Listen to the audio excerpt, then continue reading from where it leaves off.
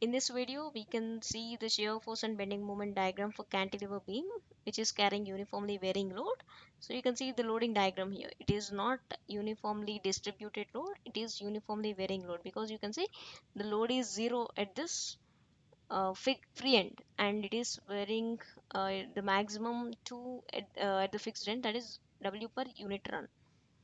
So this is actually the loading diagram. So you can see this kind of loading for just or what we generally call as sunshades. So above, which are projected outside above the window or doors to protect from sunrays or rain. Okay. So this kind of load, if you see, so we need to find out the shear force and bending moment diagram. For that, we need to find know the generalized equation which satisfies or which can be applicable throughout the beam. So let me take a section at anywhere. So somewhere I am taking the section. That distance is maybe some x units from the free end. So we know the load at B is the magnitude of load at B is 0, and the magnitude of load at A is W per unit run. And what about this magnitude of load at section X? So we need to find out that first. So let us try to find out the magnitude of load at section. Load at section we need to find out first. Load magnitude of load. So if you see, we have taken the section here, and for to make it easy, let me name the points for this entire diagram. A, B, see here, this is D, and this is E. So if you see this triangle CAB, triangle CAB is similar to this triangle DEB, right?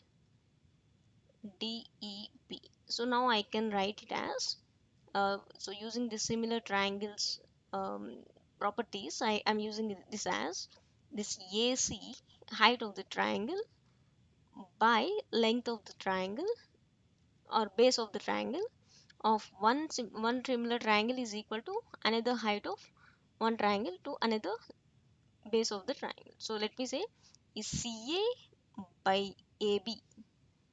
CA by AB is equal to DE by EB. DE by EB.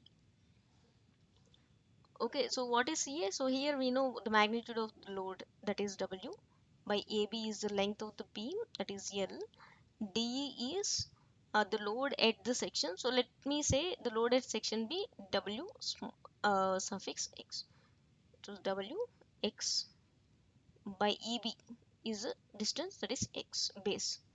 So we need to find out Wx now to do the cross multiplication. So we'll get it as Wx into L is equal to W into X. So let me find out Wx here. So which is small w into X is equal to W into X by L. So that is load at X. So this load. So let me write it here. This is Wx by L. Wx by L. So now let us try to find out the shear force. So as we got the load at section X, let us find out shear force at section X. So we are taking the section because if you just, so we are getting this Wx by L, right? So if you want to find out the magnitude of the load at any point, any distance. So from the free end, for example, this is 2 meter, you can just substitute 2 meter at the place of X so that you will get what is the magnitude of load at that location. So that is the reason. So if we find out the generalized equation, that will be applicable for all for entire beam, whatever may be the length. So let us find out now the shear force. Shear force. So let me cancel all this, because so as we know the load at x is the load at section is Wx by L. So Wx is equal to W into X by L. So that is a loaded loaded section X. Now we shall find out shear force. So F at X, we need to find out that. So that is, so we need to find out this entire load, sum of the forces, right or left to the section. So as we are habituated to come from right to left, so let us take this section, this area of this triangle. So we have to find out the area of triangle DEB. B, so that gives complete the force up to here. So we can easily find out the shear force. So area that is triangle, right? Half into base into height. So that is nothing but half into what is the base? This is x, and what is height? This one, Wx by L, the magnitude of load at x. So that is how much we will get it as Wx square 2L. Wx square by 2L, that is the shear force we have at section X. Now let us apply the boundary conditions. So we have two boundaries for this cantilever beam, right? So one is the free end, another one is fixed end. So applying the boundary conditions, boundary conditions is the right word. Okay. At B what happens? X is 0, the distance is 0, right? B is 0. Now what happens to shear force? At B will be W into 0 square by 2, which is 0. And shear force, so that is at A. So another boundary, x is equal to L. So the distance up to here is, so x will be equal to L. So now FA is equal to W into L square by 2. So that is W into S W. So this is 2L, right? Sorry, W L square by 2L, which is equal to WL square, WL by 2. That's it. So that is shear force at A. Okay, and we need to draw the shear force diagram. So let us draw the shear force diagram now. This is the reference line. So as you know, for this cantilever beam, the shear force is positive and bending moment is negative for all the kinds of loads we are using. So according to sign convention. Okay, so at B it is 0 and at A it is W into L by 2 positive, that is. And if you, what is the relation between these 2 points? How can we join? So here you can see the shear force generalized equation says F is equal to Wx square by 12. So x is a variable here. So that is nothing but that is in the form of y is equal to x square, which is a parabolic equation. So the relationship between the points we are joining will be parabolic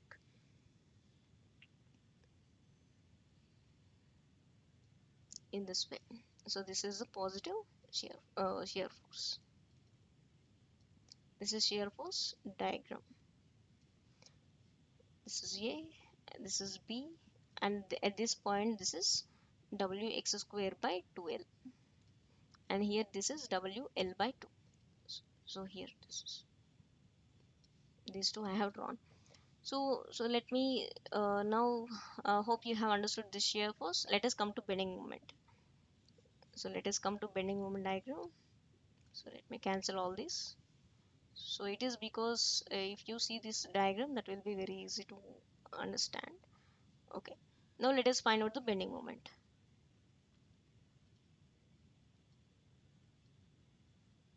So bending moments, if you say bending moment at x, that is nothing but force into distance. So force, what I said, so the entire this triangular portion force, we have to consider area of this triangle. So force is here area of DEA, triangle DEA, sorry DEB, into distance, centroidal distance of this triangle. So I will tell you that. So let me find out the force here, area of this triangle, just like the shear force we got, base into height, base into height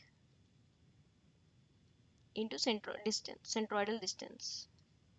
So that is half into base is x into height is Wx by L into centroidal distance we need to find out. So let me take this triangle out here. So I'm taking this triangle out here. So these points are E, D, this is B, and the load is here Wx by L, and this is small x base. So we need to find out this centroidal distance. As we are coming from right to left, we need to find out this centroidal distance. So wherever the centroid is there, that distance up to here we need to take up to x. So we are taking the moments about x, right? Mx. So we need to find out distance up to x. This is the section, right? So if you see the centroid will be located in triangle, the distance, if it is x, it locates at x by 3 from the height portion, and from the tail it is 2x by 3. So as we are concerned with this distance, so let us take the distance as x by 3. And what we get here, w into x cube by 6l, w x cube by 6l. Now if you apply the boundary conditions at b, what happens? X is equal to 0. Ultimately moment at b will be 0. Okay. And if you take at a, x is equal to L. If you substitute MA, and at this place x, you are substituting the value L, W into L cube by 6L. So that we will get it as WL cube by 6L. So ultimately this is WL square by 6. That is the maximum bending moment. You have to remember for this uh, uniformly varying load which is on the cantilever beam. So let me draw here bending moment diagram. So one more thing I forgot to mention, this is the hogging, negative bending moment this is. So for this, what are the load on this cantilever beam? That will be hogging. So that will be bending like this, right? So negative bending moment. Hogging, crying, negative bending moment. That is the trick we have discussed to remember this. Okay. So this bending moment will be negative, and let me draw it again. Let me, okay. So we have a reference line here, AB, and one more thing is B it is 0 and A it is WL square by 6, WL square by 6. And how can we join these 2 points? So it is, if you see this mx value, that is mx formula, that is wx cube by 6l, x cube, so that is representing y is equal to x cube, which represents cubic law. So you have to join this points with the cubic curve. So this is cubic curve can also be called as S curve. So if you draw it, so in the graph that will be like this, like this. So in that way you have to draw the curve here. That is a cubic curve, negative. So that is negative bending moment diagram for this cantilever beam. So if we see the simple example, you can understand it better. So hope you have understood, hope you have got or remember what are the maximum shear force and bending moment values for this. So if you could understand the derivation, you can simply apply, you need not find out the section, you can simply go through the results. So this is the question we have. Let us see now. Draw shear force and bending moment diagrams for cantilever beam of length 4 meter carrying a load uniformly varying from 0 at the free end to 2 kilonewton per meter at the fixed end. So this is very simple. So within 2 minutes we can complete the problem. This is A, this is B, and this is our fixed end. So having load which is varying 0 at the free end, that to how much, 2 kilonewton per meter at the fixed end. Okay, so length is L, how much, 4 meter. So if you so we have the loads, W is equal to 2 kilonewton per meter, and we have the length 4 meter. So we need to find out the shear force. So we have only fixed end and free end, right?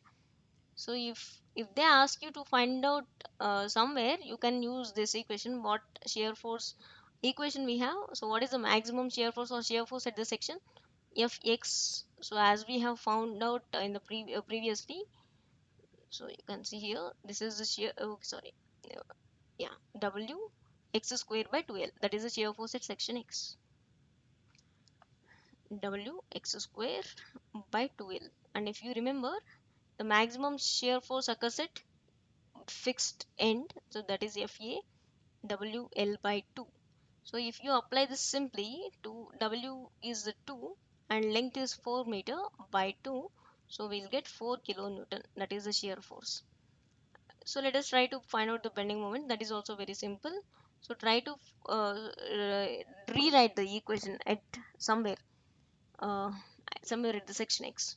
So that we have this wx cube by 6l, wx cube by 6l. So that is the bending moment at section x. So if someone asks you to find out the bending moment at a distance at 3 meters, so you can just substitute at the place of x3, so you will get the bending moment at that place where it was asked. So if not, we can find out the maximum bending moment which is occurring at the maximum magnitude which is occurring at the fixed end. So that is nothing but ma or m max, let me say, that is wl square by 6. So here we have w as 2, length as 4, square by 6, so we'll get it as 16 by 3, 5.33, and this is the negative bending moment, 5.33 kilonewton meter. So so in description it is mentioned um, some video links related to this cantilever beam and sign convention also. You can refer them if you do not understand the sign convention. Okay, so we shall draw this shear force diagram. This is A and this is B, and we have positive shear force of 4 kilonewton, and you have to remember, you have to join with the parabolic curve. Sorry, it is not very clear. So it should be a good parabolic curve, and if you draw the bending moment diagram, that is negative a b, and here b it is 0, a it is 5.33, and you have to join these 2 points with the cubic curve. This is negative bending moment diagram. So that is very simple for this uniformly varying load. So you can now practice some questions from your textbook using this. Hope you have understood. Thanks for your time.